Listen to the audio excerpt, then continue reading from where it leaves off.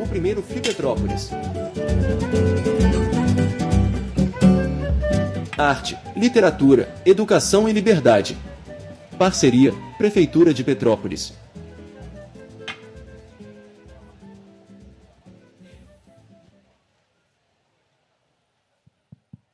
Boa noite a todas as pessoas que estão aqui presentes. Jefferson Tenório e Carla Madeira. Nádia Gotti.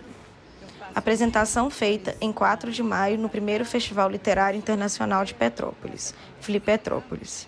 Esta acontece em um palco elevado que possui 3 cadeiras intercaladas por 2 mesinhas que carregam copos com água e livros. O fundo é composto por um grande banner estampado com o tema do primeiro Flipetrópolis e um telão que passa ao vivo a roda de conversa que também está sendo filmada. À frente, é possível ver as primeiras fileiras da plateia. Os palestrantes se assentam nas cadeiras dispostas no palco. Da esquerda para a direita, a primeira pessoa sentada é Carla Madeira, uma mulher branca de cabelos cacheados castanhos, cujo comprimento lhe passa o ombro. Ela traja suéter azul claro e calça de tom bege. A segunda pessoa sentada é Nádia Gotti, uma mulher branca de cabelos escuros e lisos, cujo comprimento lhe vai até o ombro. Ela traja vestido longo estampado de preto, cinza e branco. Leva no pescoço o crachá dos participantes do evento. Usa óculos retangulares de aro preto. A terceira e última pessoa sentada é Jefferson Tenório, um homem negro de cabelos curtos rente à cabeça, de tom grisalho. Possui barba de mesmo tom. Ele traja calça e blusa preta. Leva no pescoço o crachá dos participantes do evento e usa óculos retangulares. No canto inferior direito do vídeo em questão está do início ao fim o intérprete de Libras, sendo ora uma mulher branca de cabelos presos e blusa preta, ora um homem branco de cabelos castanhos e blusa preta. Ora, uma outra mulher negra de cabelos ondulados e blusa preta. Eles traduzem simultaneamente tudo o que está sendo falado. De tempos em tempos, a plateia é filmada e é possível ver que está cheia. Uma obra muito significativa já na história da literatura brasileira e que tem alguns pontos em comum, eu acho, né? Além de serem, naturalmente, contemporâneos, né?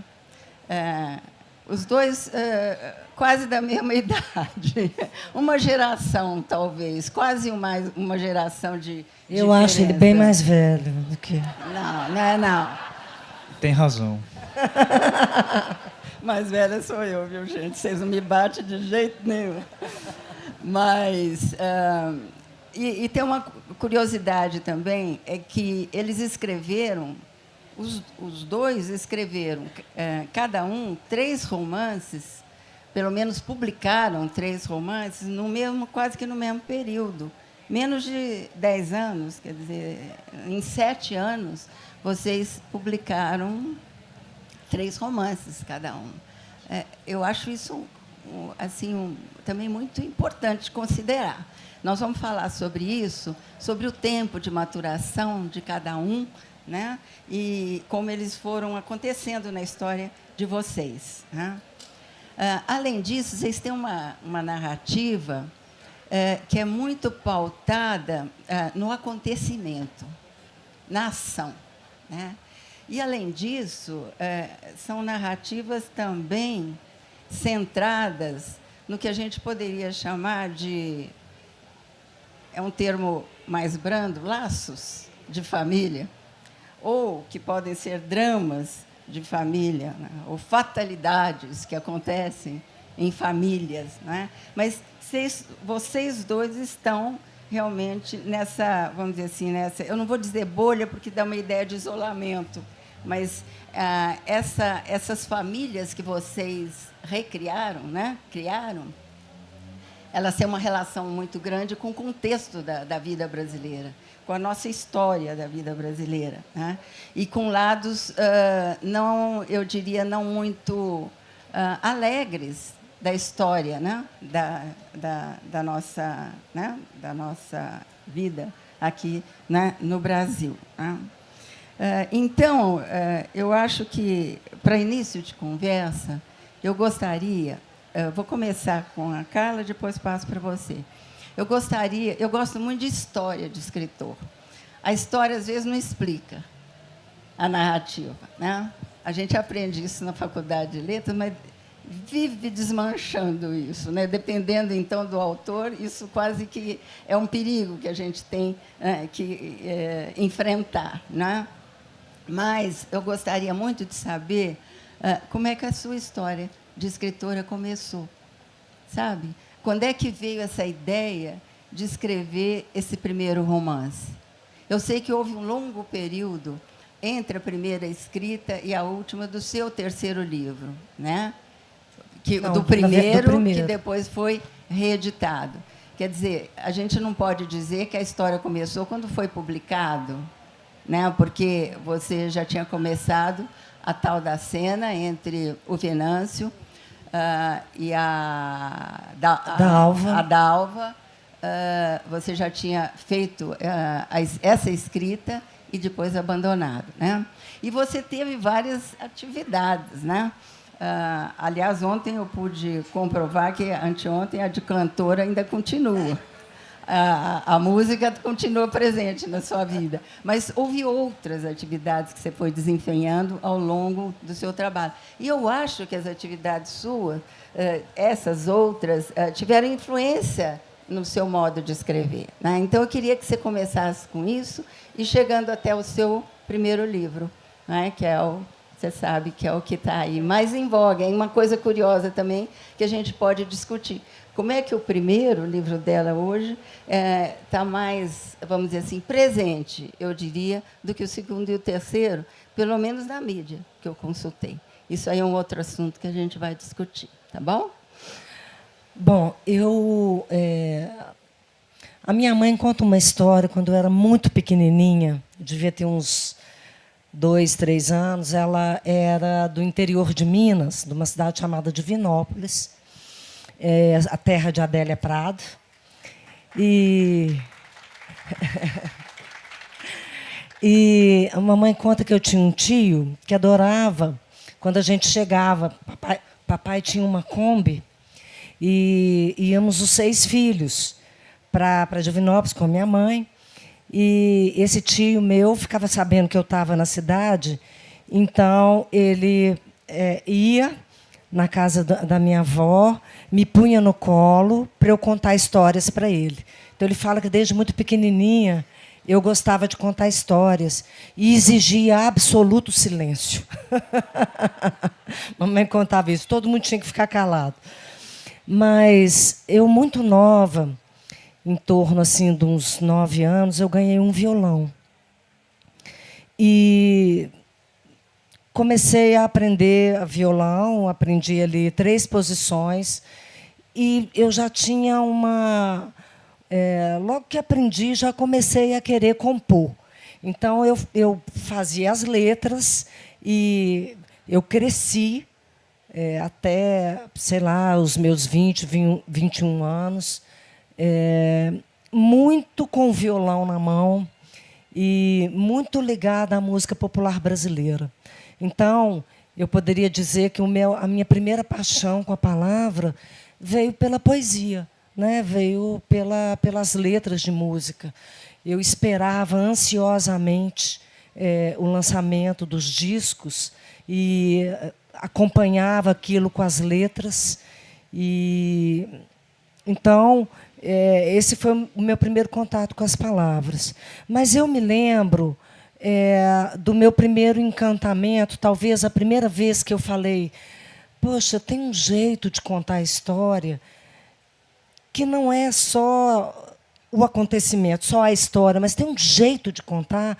E eu lembro que eu vivi isso com Monteiro Lobato. Então, o Monteiro Lobato foi, assim, quando criança, o primeiro autor que eu li e que me colocou assim diante do encantamento com a literatura. Eu saía dessas leituras com muita vontade de escrever. Isso é uma coisa que acontece comigo até hoje. Eu vou em alguma coisa que eu acho artisticamente muito boa, aquilo me movimenta e eu já tenho que escrever alguma coisa. Então, eu lembro que, nova, eu escrevi o que eu achava que era um livro, isso se perdeu, mas era a saga de algumas crianças, obviamente. eu estava ali sugestionada pela turma lá do sítio do Pica-Pau, e essas crianças estavam decididas a fazer um parque no Brasil, como uma Disneylândia, com os personagens do Maurício de Souza. Então, era essa a viagem, isso depois se perdeu. E aí eu fiquei na música, fui para a matemática, fiquei na música há muito tempo. E, quando fui para a matemática, estava lá com 2 anos, estudando matemática pura, comecei a ficar muito triste.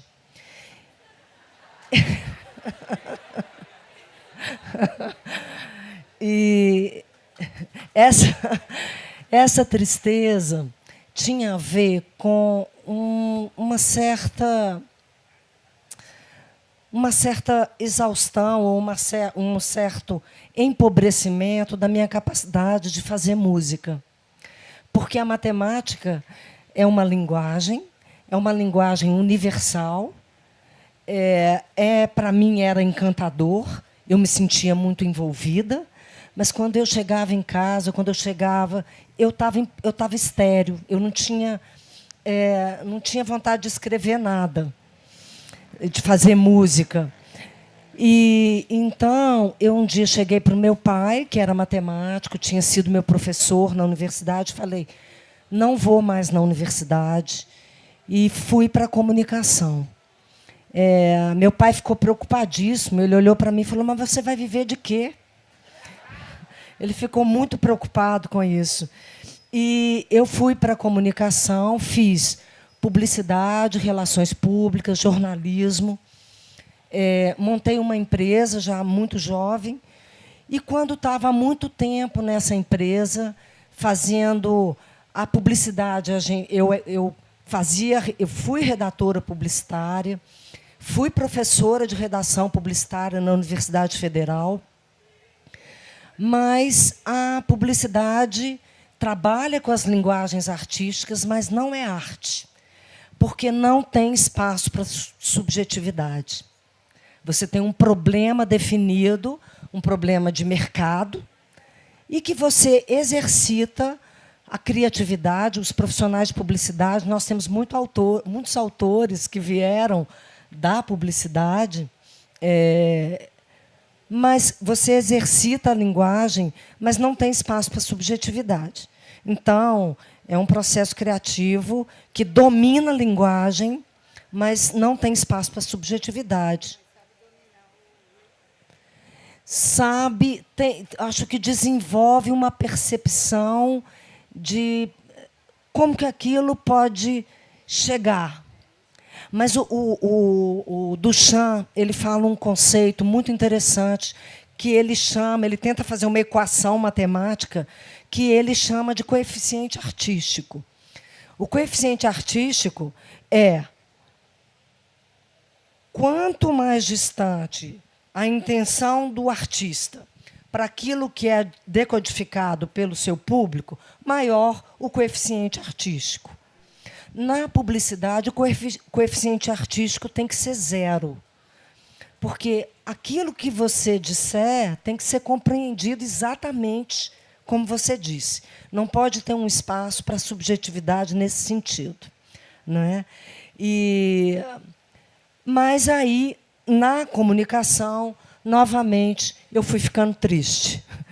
E essa foi o desejo de começar a escrever alguma coisa que eu não tinha a menor ideia se seria um livro, se seria um conto, se era alguma coisa para jogar na gaveta. Não comecei com uma... eu nunca decidi: vou ser uma escritora, vou ser uma autora, vou fazer um livro. Então, comecei de uma maneira muito despretensiosa, exercitando linguagem. E foi assim que nasceu Tudo é Rio. Muito bem.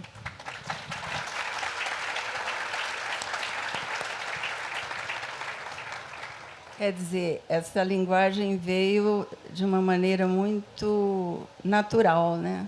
Quer dizer, não houve assim um projeto, né? ela foi produto da sua liberdade mesmo na escrita, né? Sim. E até eu lembro muito da Clarice, né, que dizia que não queria ser profissional, queria ser sempre amadora, né? Eu falo muito, né? Eu falo muito sobre isso, assim. Eu não quero, eu tenho uma outra profissão também, né? E é de onde vem a minha preocupação, né? Onde eu sobrevivi, tive condição de viver, criar meus filhos, ter, né? Veio, então eu tenho isso, e a literatura entrou nesse espaço de liberdade porque não tinha uma obrigação também de viver daquilo, não é? Isso, então eu costumo dizer, eu não quero transformar a literatura num job, né? Num trabalho nesse sentido, em alguma coisa que me tire a liberdade do tempo e do gozo e da, né? Mas sabendo lidar com poesia, você deve ser uma boa publicitária na parte da redação. Eu lembro que quando eu era mocinha, eu nunca me esqueci disso. Tinha um dos carros da época era chamado Corcel. E uma das publicidades que surgiram na época era o Corcel Cor de Mel. Gente, eu falei, que poder tem a rima, né? Eu nunca me esqueci disso até hoje. Nem sei porque que eu estou contando isso agora para vocês, né? Mas eu acho que é a poesia da publicidade, né? Ficou isso na minha cabeça, né? Em pedal, até hoje, né? Então, é o poder da poesia, né? A partir do modo de construir, né? Isso que eu acho bonito na literatura, né? Porque a literatura não é militância. Ela traz tudo, traz militância, traz poesia, né? Traz imaginário, né? Mas não é a militância, né? É outra coisa, né? Vamos lá? Eu não estou com a voz também tão boa. A gente estava na mesma farra. Estávamos na mesma farra. Isso chama ressaca, né? Descobrimos que os escritores da FLI aqui são ótimos músicos, segundo a nossa avaliação. Não muito criteriosa. Não muito criteriosa, né?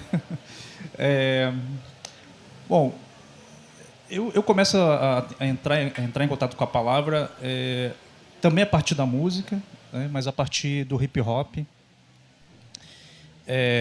Eu fui rapper, embora não pareça.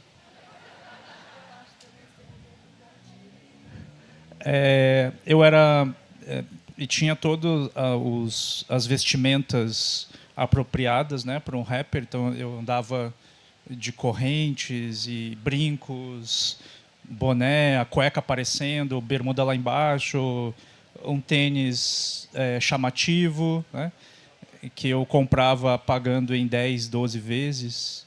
Então eu começo assim a partir do hip hop. E aí eu crio junto com outros amigos um grupo de rap chamado Magma Rap. E nós fizemos 3 apresentações, que foi o suficiente para a gente entender que não era nossa. Mas antes do grupo terminar, a gente teve uma briga antes da última apresentação, porque na época nós queríamos imitar os Racionais MCs. E eu tentava imitar o Mano Brown cantando. Um dia, se eu encontrar com o Mano Brown, eu preciso dizer isso para ele. E aí a gente brigou porque, na época, a gente não tinha muito assim, recursos, né? Na época eu trabalhava como office boy. Vocês sabem o que é office boy, né? Não sei se ainda existe essa profissão. Mas era o faz-tudo do escritório, né? E aí, como a gente ganhava pouco, a gente tinha que ir nas lojas de música comprar aqueles... na época era CD, em que tinha as batidas da música e a gente cantava em cima com as letras, né? Então, só que essas bases elas eram caras, assim, né? Não era uma coisa barata. E as que tinham nos camelôs tinha baixa qualidade, né? Então a gente preferia ir na loja. Só que dias antes eu tinha visto um filme, né, acho que era Sessão da Tarde, não sei, e no final do filme tocou uma música que eu achei super bonita. E eu fiquei esperando subir o letreiro para saber que música era aquela. Aí descobri que era Sonata ao Luar do Beethoven, né? Aí fui para a loja com os meus colegas comprar CD de base para o rap. E aí chego eu paramentado, né? Chego eu na loja e aí pergunto para o vendedor se ele tem Sonata ao Luar do Beethoven. E aí ele olhou para mim assim de cima a baixo, assim, gritou lá pro fundo da loja: "Ô fulana, leve esse aqui lá para os clássicos". E aí foi a primeira vez que eu soube que tinha música clássica. Porque até então eu tinha ali por volta dos 17 anos, né? E eu não sabia que tinha essa parte que se chamava música clássica. Aí eu chego lá, escolho o CD, que custava caro, vou para o caixa, e aí os meus colegas me olham e perguntam: o que é isso? Eu disse: é Beethoven. E eles disseram: é rap?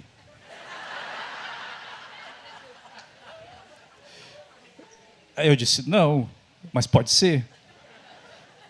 Aí eles ficaram assim meio desconfiados. Aí um pegou assim e disse: cara, isso aqui não é rap. A gente tem que comprar CD para o nosso grupo. E aí começou ali uma celeuma, ali uma discussão. E aí eu disse: quer saber? Eu vou levar e eu vou gastar porque o dinheiro é meu. E aí já começou toda uma história porque a gente juntava dinheiro para comprar juntos, né? Enfim, aí a gente saiu e a gente fez uma última apresentação numa TV local lá do Rio Grande do Sul. E a gente fez essa apresentação, e quando terminou a nossa apresentação, o apresentador e toda a plateia estavam chocados com a nossa apresentação. Assim, e ali foi o fim do nosso grupo. Depois, como eu já tinha essa coisa de fazer letras, e aí entender o ritmo, a sonoridade, entender o que é verso, né? Então, tudo isso tem a ver com esse início do meu contato com a palavra, né? Bom, aí depois eu tenho que convencer a minha família, né, no caso a minha mãe, a fazer o curso de letras. Também não fazia ideia do que era o curso de letras, não tinha muitas informações na época. Eu só sabia que o pessoal gostava de ler Machado de Assis. E, de fato, era uma falta de informação. Não tinha internet, não tinha... Então, vagamente, eu sabia o que era o curso de letras. Eu tinha que convencer a minha mãe, porque ela ia pagar a minha primeira matrícula numa faculdade particular. Eu tinha que convencer ela de que o curso era importante. Eu não posso dizer para minha mãe... Não posso chegar para ela e dizer que eu ia para um curso e aí eu ia ficar lendo textos, né? Tinha que ser uma coisa mais, né? E aí eu inventei uma história, né? Depois de ter visto uma reportagem na TV, eu disse para ela que eu ia me tornar um neurolinguista. Eu também não fazia ideia que um neurolinguista mas a palavra era tão pomposa, né? E aí eu disse isso para ela e ela disse: muito bem, meu filho, né? E aí entro no curso de letras. Concomitante a isso, eu fico muito próximo de um professor de literatura, que foi meu professor no cursinho para pessoas que não podiam pagar, né? E aí, nesse cursinho, eu fico muito próximo desse professor de literatura. E aí, a partir daí, é que eu começo o que eu chamo de escrita criativa, exercícios de escrita criativa. Como é que foi esse exercício de escrita criativa? Foi copiando os autores que eu gostava. Clarice Lispector, coitada, assim, o que eu copiei da Clarice Lispector, assim, quando você lê uma coisa muito boa, você tem dois sentimentos: ou é de raiva porque você não pensou naquilo, né, e a pessoa fez, e a outra é de profunda admiração, assim, né, de você querer também sentir ou querer fazer aquilo que aquele autor fez. E eu comecei imitando o Caio Fernando Abreu, né, um escritor gaúcho. Depois comecei com Clarice, aí foi Rubem Fonseca. Aí, quando eu cheguei no Guimarães Rosa, aí, bom, acho melhor eu parar por aqui, né? E aí, então, depois disso tudo, eu comecei a trabalhar muito cedo, concomitante a isso, né, ao rap e todas as coisas envolvendo a palavra. Eu trabalhei em muitos lugares, né, então eu fiz muita coisa. Eu instalei chuveiro, tomei muito choque, né, na vida. Trabalhei como office boy, trabalhei no McDonald's, trabalhei capinando pátio. Assim, foi uma série de empregos, telemarketing, até chegar do momento de me tornar professor, né? Então, o último emprego que eu tive antes foi de atendente de telemarketing, né? E aí depois é que eu entro como professor. E a outra parte da minha vida é a sala de aula, né? E essa parte da sala de aula, eu tenho certeza de que foi um elemento importante para que eu me tornasse um escritor, né? Eu não tenho dúvidas de que a sala de aula me trouxe elementos para que eu tivesse histórias que tinham que ser contadas. Então, não é à toa que nos meus 3 livros o professor, a escola, esse ambiente escolar, ele aparece. O Avesso da Pele é um livro em que isso é bastante evidente, né? E só para terminar, eu esqueci de dizer que aos 18 anos, quando eu não era leitor, não tinha nenhuma intimidade com os livros, eu escrevi uma novela à mão, né, não tinha dinheiro para comprar máquina e computador, e essa novela se chamava O Perdão do Destino. Pior título de todos os tempos, né? Assim, Perdão do Destino. E essa novela era muito baseada nas novelas da Globo que eu assistia na época. E a história era assim, terrivelmente ruim, né? Porque era a história de uma família italiana que imigrava para Brasília, na fundação de Brasília. Assim, consciência de raça zero, assim, nesse, né? E aí eu lembro de assistir essas novelas, né? As novelas que o Tiago Lacerda, inclusive, encenava. E aí eu olhava aquelas novelas assim e pensava, cara, eu quero fazer um negócio desse aí, né? Então já tinha essa vontade, né, assim, de escrever, né? Então começa por aí, assim, né?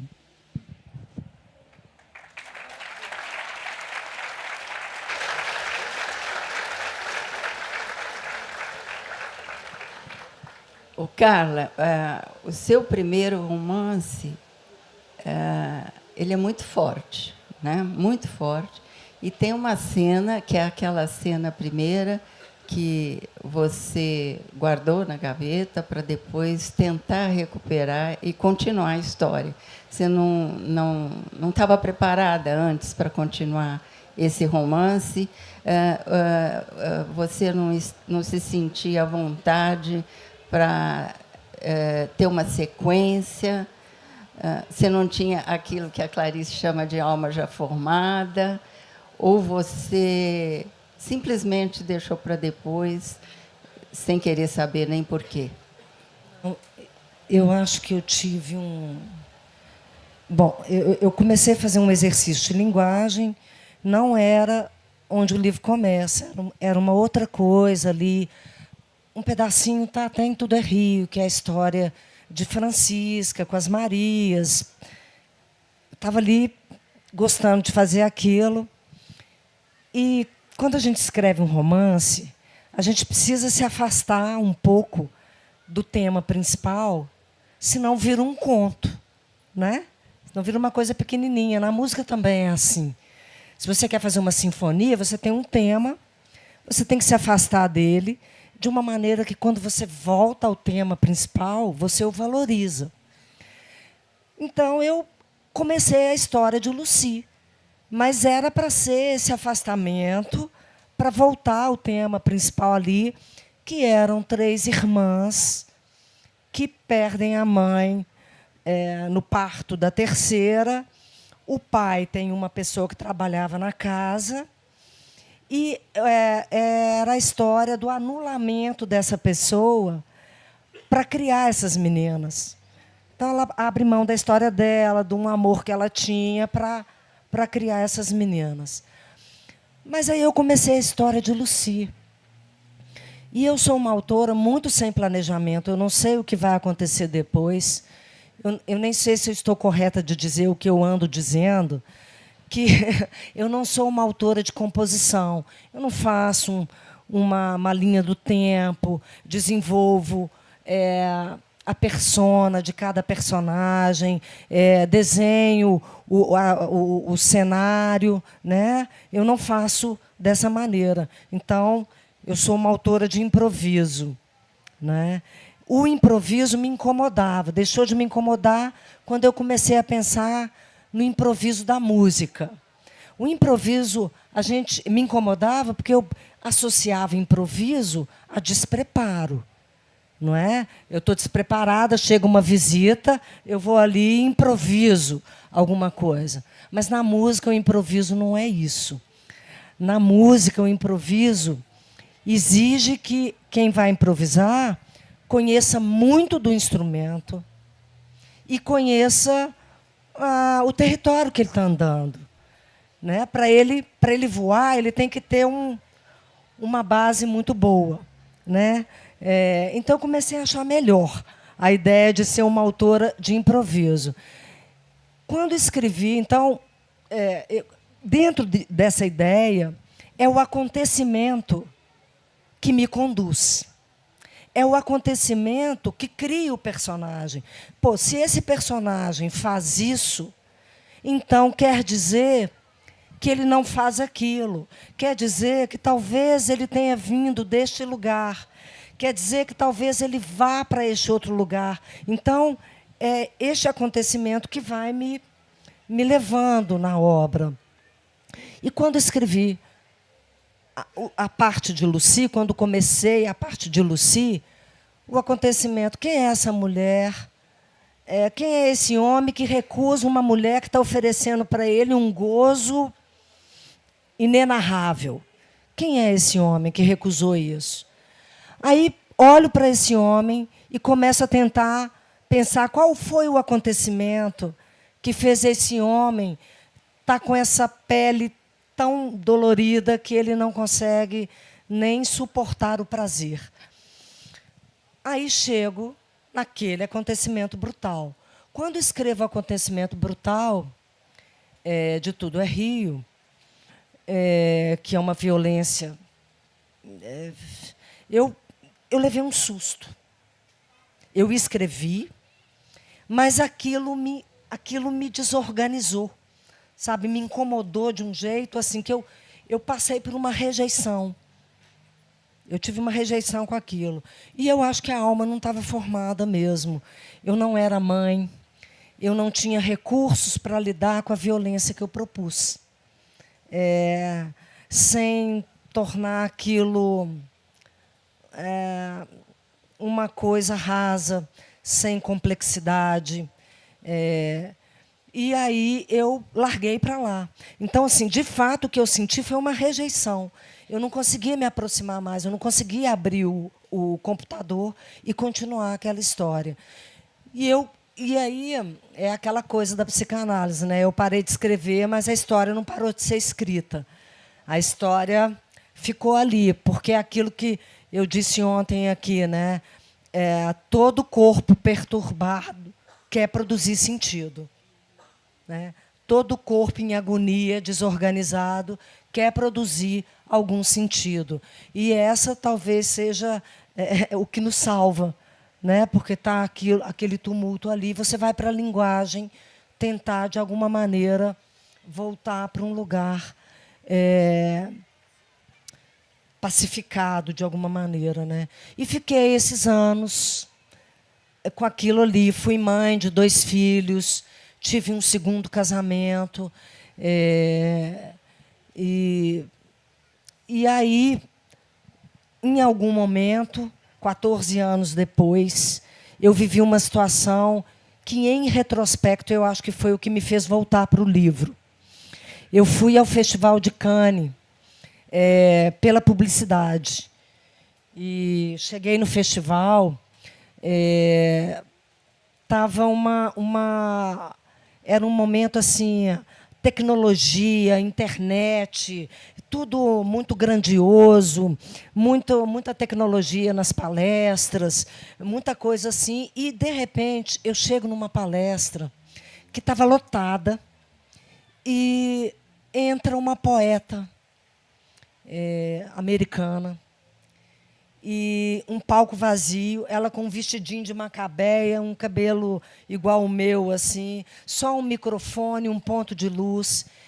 E ela fez a coisa mais incrível. Ela começou a recitar uma poesia, só ela, sem imagem, sem som, sem trilha. E ninguém dava um pio. E eu acho que naquele dia, e era um poema sobre a história de uma mãe com a filha. Acho que aquilo mexeu comigo. Eu acho que naquele dia eu entendi 3 coisas. A força de uma história bem contada, a força da poesia e a força de uma mulher.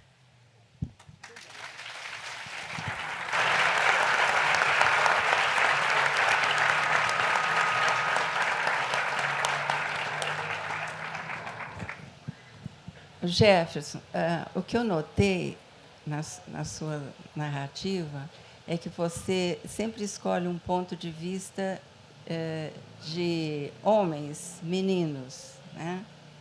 O primeiro foi o João, o segundo foi a Estela e o terceiro o Pedro, né? O que passou? Por que você fez essa escolha? Quer dizer, qual seria na sua, vamos dizer assim, no seu momento de opção? Talvez sejam 3 opções diferentes, né? Mas enfim é o mesmo ponto de vista, né? O que esse recurso? Você pensou que esse recurso poderia, em que ele poderia resultar positivamente, tendo em vista a matéria que você escolheu para compor essa substância da sua narrativa, que é uma narrativa muito ligada ao racismo, né? É quase que vamos dizer assim, uma exposição das possíveis situações, né, de constrangimento, de sofrimento, por que passam essas pessoas nessa condição, né? Então, eu gostaria que você tentasse explicar para a gente o que passou pela sua cabeça nesses momentos, né, de opções, né, de recursos, de procedimentos narrativos, né? Bom, eu me vinculo ao processo da Carla também. Nada planejado, é tudo improvisado, vai meio na intuição, né? E aí as coisas vão se desenhando, né? Muito diferente, por exemplo, do processo da Tayane, agora que já ficou público que nós estamos morando juntos, né? Vou ter que fazer um poema agora para a Tayane também. Eu posso ceder meu lugar, Tayane. Cadê você? E a Tayane, a primeira coisa que ela fez foi comprar um quadro, né, para desenhar o próximo romance dela, né, e flechinhas e palavras, né. E aí eu olhando aquilo ali, eu pensei, será que eu estou fazendo tudo errado, né? Mas são maneiras, né, de você pensar, né, a produção, a sua produção, né. E nesses 3 livros eu tenho narradores que são jovens, os 3 narradores são jovens, né? O João, do Beijo na Parede, tem 11 anos, a Estela, Sem Deus, né, do segundo romance, tem 13, e o Pedro, do último romance, ele tem 21 anos, 22 anos, ele está na faculdade. Então, são narradores jovens, né? Eu penso que, no meu caso, trabalhar com esses narradores mais juvenis me dá uma capacidade de análise mais... eu me sinto mais confortável, porque eu já passei, né, por essa fase. E eu acho também que esses narradores jovens demonstram para o leitor o quanto é sofrível para uma criança ou para um jovem lidar com o mundo como ele é. porque talvez a infância e a juventude seja o lugar mais precário para a gente entender o mundo. E é nessa precariedade que eu procuro buscar a narrativa, né? E, ao mesmo tempo, você convoca o leitor, né, a seguir com esses personagens, justamente porque são personagens que estão aprendendo alguma coisa, né, com o mundo. Ao mesmo tempo, são personagens que estão intimamente ligados com pessoas mais velhas, né? Então, no Beijo na Parede, tem o João, que é muito ligado com o seu Ramiro, que já é um senhor de 80 anos. No caso da Estela, tem a ligação dela com a avó. No caso do Pedro, tem a ligação dele com o pai, né, e com a mãe. Então, tem essa relação das pessoas mais novas com as pessoas mais velhas. E isso tem a ver com um projeto muito consciente de trazer essa questão da ancestralidade para as minhas narrativas, mas não uma ancestralidade banal, né? Não é no sentido de apenas de uma reverência aos mais antigos, mas é também, talvez seja algo mais simples do que isso, né? Eu tenho para mim que toda pessoa que chega aos seus 80, aos seus 90 anos, ela já fez algo muito importante, que foi sobreviver a todas as tentativas que a vida teve para acabar com a vida dessa pessoa. E durante a vida de uma pessoa, são muitas tentativas. E se uma pessoa chega aos 80, aos 90, aos 100 anos, ela já conseguiu algo incrível.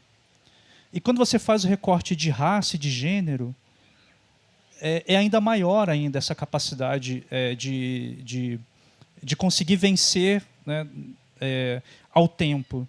Então, eu tenho para mim que, quando eu enxergo, e quando eu lembro da minha avó, né, eu lembro da minha avó falando da mãe dela, né, da minha bisavó, e vejo a imagem dela, eu percebo que eu tenho vontade de envelhecer.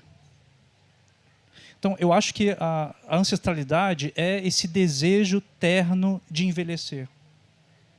É essa vontade de você chegar naquele lugar, porque você está vendo que alguém próximo de você também chegou, né? Que alguém próximo de você passou por muitas coisas e chegou naquele lugar, né? Então, quando eu escrevo, eu penso nessa relação, né, da juventude, desse narrador jovem, mas tendo essa experiência de aprendizado com alguém mais velho.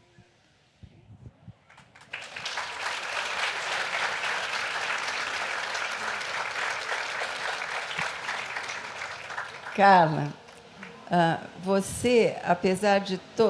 eu acho que a sua narrativa, pelo menos nesse primeiro romance, ele é muito duro, ele é muito incisivo. Você vai direto às questões.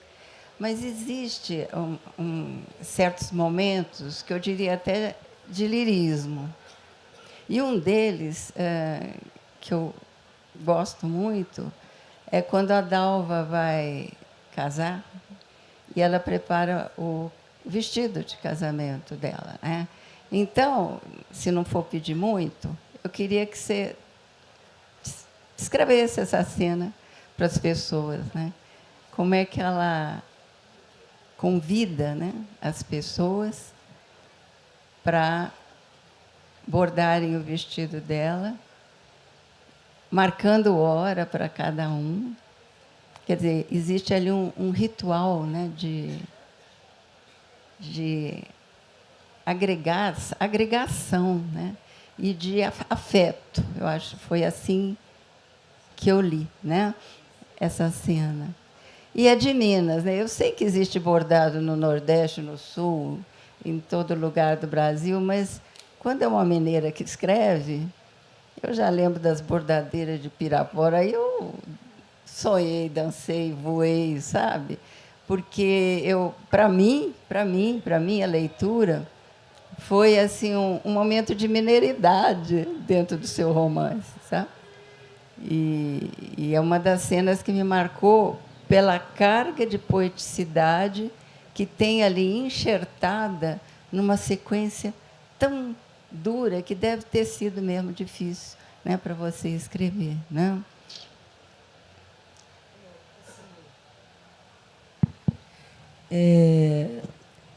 Eu tenho uma inquietação, talvez, assim, ou um desejo,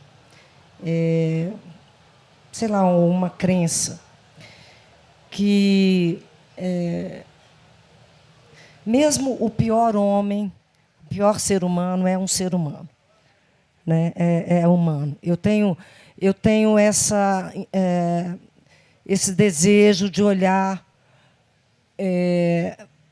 para essas personagens, essas histórias, me lembrando disso. A gente tem os contextos, a gente tem, né? Então, a gente tem essas potências todas de bem e de mal, e isso é uma coisa que... Eu posso fazer uma analogia na linguagem com isso. O narrador de Tudo é Rio é um narrador absolutamente Maria vai com as outras, no sentido de que, se ele está contando a história da Lucy, ele vai ser direto, ele vai usar palavras chulas, ele é contaminado pela voz da personagem, e não há, inclusive, um sinal gráfico para dizer a hora que é o narrador, a hora que é a personagem. Então, vaza a voz da personagem, porque o narrador meio que prepara, coloca aqui, vai falando daquela raiva, e vem a palavra. Então, o livro tem essa característica. Ele tem o sagrado, o profano, o poético, o chulo, a violência e a delicadeza. Essa cena que você está me pedindo, né, que você falou, que você está pedindo para que eu conte, ela entra nesse lugar de... Eu tive uma mãe muito amorosa. Ai, desculpa. Eu tive uma mãe muito amorosa. Eu estava falando com a Paloma ali, que foi uma mãe que sempre viu na delicadeza uma maneira de... Ela dizia assim, né, uma gotinha de mel faz muito mais do que sei lá, o chicote, né, a agressividade. Então, ela sempre foi muito assim. E ela tinha muitas habilidades manuais. Ela fazia crochê, fazia tricô, bordava, fazia pão, rosca. Eu fui criada muito com esse espírito. Então, essa cena vem desse lugar. E o que eu gosto nessa cena, porque eu não sei quem se lembra, a Dalva vai casar e a Aurora, então, começa um ritual de bordar o forro do vestido por todas as pessoas que são do afeto de Dalva. E ela faz um ritual das pessoas lavarem as mãos para poder tocar naquela linha ali, não sujar. E ela vai fazendo isso. Então, os homens também, com seus dedos grossos, desajeitados, são convidados a bordar. Então, ela faz disso uma... como que a gente fala? Quase que uma reserva de afeto, sabe, para essa nova vida que vai começar e que sempre é um processo de passagem, né? Porque a gente sai desse ninho, pelo menos aqui no Brasil isso é muito importante, né? Em outros países do mundo, a pessoa fez, sei lá, a idade dela, tem que sair de casa, sai de casa, é outra vida, é outra relação. Mas nós não somos assim. Em Minas, nós não somos assim. E acho que em muitos lugares do Brasil, nós não somos assim. A gente tem esses rituais, assim, sair de casa, precisa, sei lá, de um ritual. Né, assim, na casa dos meus pais, todo mundo teve que casar para sair de casa. Ninguém saiu de casa sem casar, né? Teve um primeiro. Eu, no meu caso, eu saí. Eu casei 3 vezes, gente. Então, assim. Eu estou no 3º casamento. E. Então. Esses rituais. Eu acho que essa cena vem desse lugar, sabe? Assim, dessa memória e de trazer a delicadeza.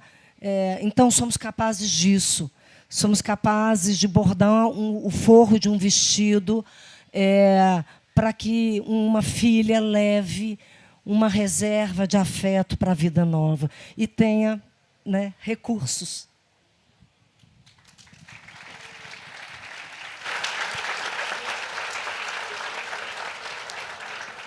Jefferson, na sua narrativa, eu acho que o que mais me tocou foi o fato de que, a partir de um jeito de narrar muito objetivo, muito direto, você deixa transparecer, em todos os momentos, um tremendo respeito pelo outro. Eu acho que isso foi o que mais me tocou. Independentemente do livro, tanto o primeiro, quanto o segundo, quanto o terceiro, eu acho que se eu fosse identificar uma marca, vamos dizer assim, mais, pelo menos, né, uma marca que me chegou como sendo mais significativa, foi esse respeito, sabe? De como se deve considerar o outro, né? Então, eu queria que você desenvolvesse um pouco essa proposta a partir dos diferentes enredos que você criou. Nós não vamos ter tempo aqui, infelizmente, de passar pelos 3, né? Mas que você, enfim, se manifestasse em relação a essa experiência sua, que isso é uma marca da sua personalidade de narrador, né? De autor-narrador, né? Que soube escolher bem os seus narradores nos 3 romances, né?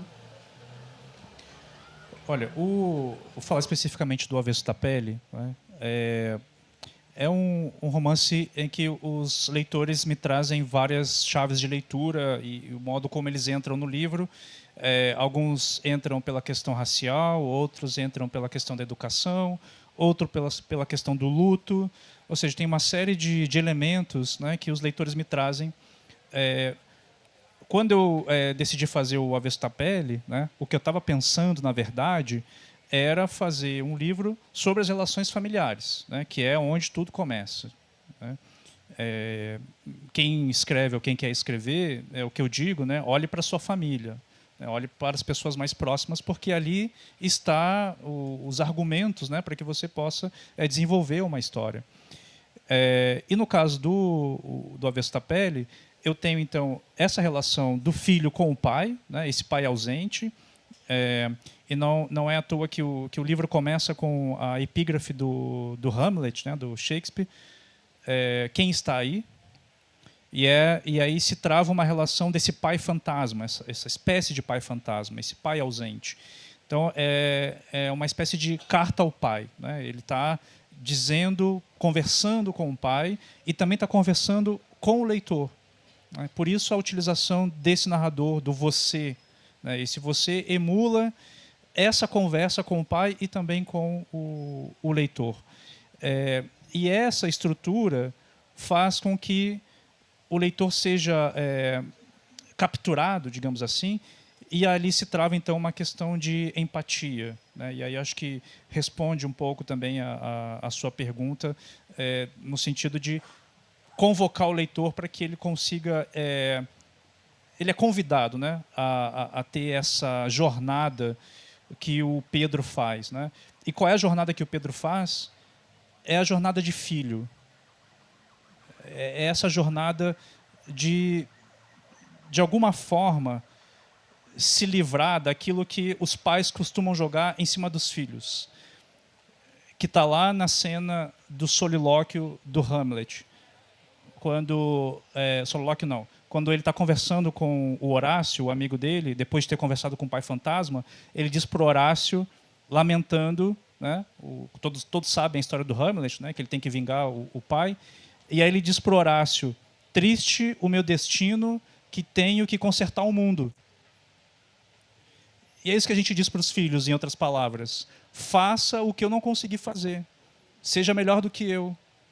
Então, a jornada do Pedro é essa, é fazer essa jornada de filho para que depois ele possa se compreender como adulto, né, como pessoa. Né? Então, o livro fala sobre racismo, fala sobre violência policial, fala sobre... mas, para mim, ele é uma carta de amor aos pais, não é nem só ao pai e à mãe.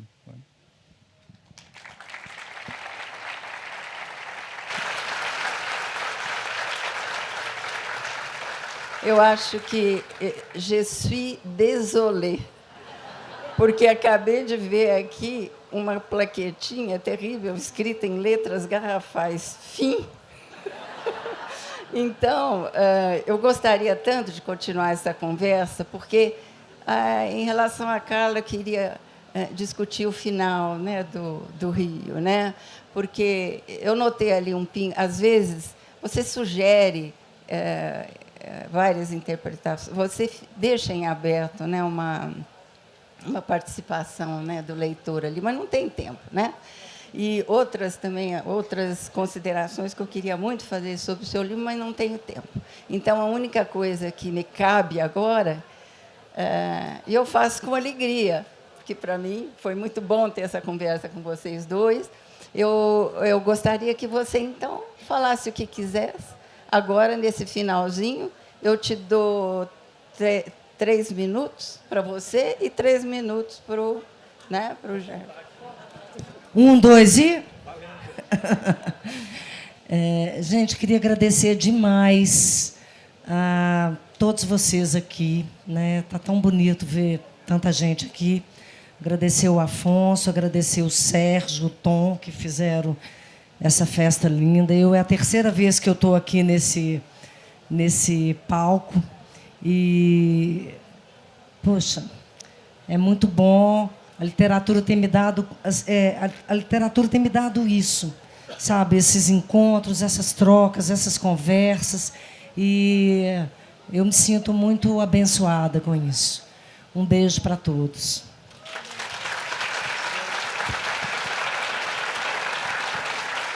Jefferson.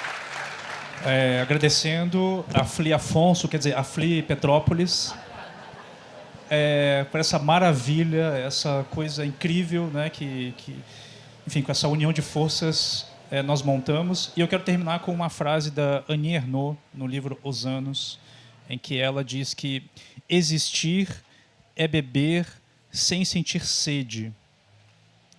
E por quê, né? Beber sem sentir sede, porque quando você bebe com sede, você está se nutrindo por necessidade do corpo. Agora, quando você bebe sem a sede, é porque você está degustando alguma coisa. Né? E eu acho que a literatura é justamente essa degustação. Né? A gente pode viver sem literatura? Podemos, mas a gente vai viver sempre com sede. É isso.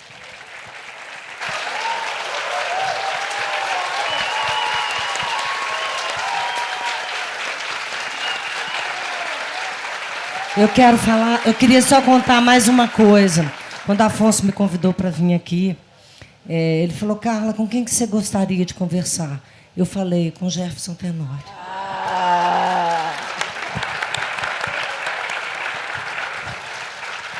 Então, eu agradeço a atenção de vocês. Fiquei muito contente com o entusiasmo de todos vocês aqui nessa conversa e espero reencontrá-los, né, numa próxima oportunidade. Afonso, não deixa de me convidar, não, que eu vou aceitar prontamente. E boa noite a todos, então.